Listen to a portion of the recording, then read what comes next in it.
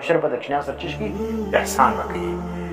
معاشره خراب په دې باندې خلک وایي کشران زموږ خبره نه مني. اول کار په مشر کې دی چې مشر سم سوي نه کشر نه سمیږي. ځکه نبي علیه السلام من لم یرحم صغیرنا ولم یوقر کبیرنا، چا که زموږ پر کشنیانو باندې رحم نه وکړي. وینې من لم یرحم صغیرنا، نبي علیه السلام اول رحم ویلی دی. مشر به راولاړېږي رحم به کوي، شفقت به کوي، ناز به کوي، نرمي به کوي د کشرانو سره. چې مشر نرم سلو بیا به کشر راولاړېږي د مشر عزت به کوي.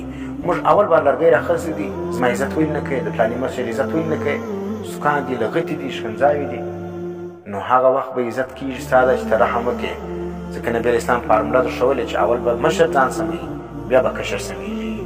من لم یرحم صغیرنا، که چا رحم نه وکړي، شفقت یې نه وکړي زموږ پر کوچنیانو باندې. نبي علیه السلام دا زموږ کوچنیان ده، دا زما کوچنیان ده.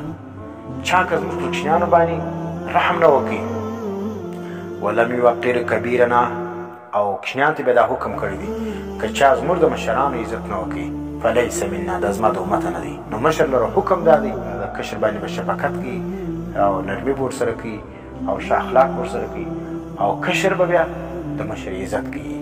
نو که اول مشر سم سي، رویه سمه کړي، نرمي شروع کړي، رحم شروع کړي پر کوچنیانو باندې، نو کوچنیان به اټومیټیک د ده عزت بیا کوي.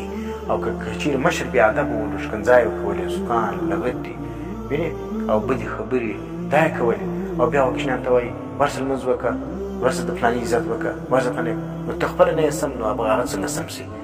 نو ځکه نبي علیه السلام څه ویلي اول تاسو رحم کوئ، نو بیا به تاسو عزت به هم کېږي.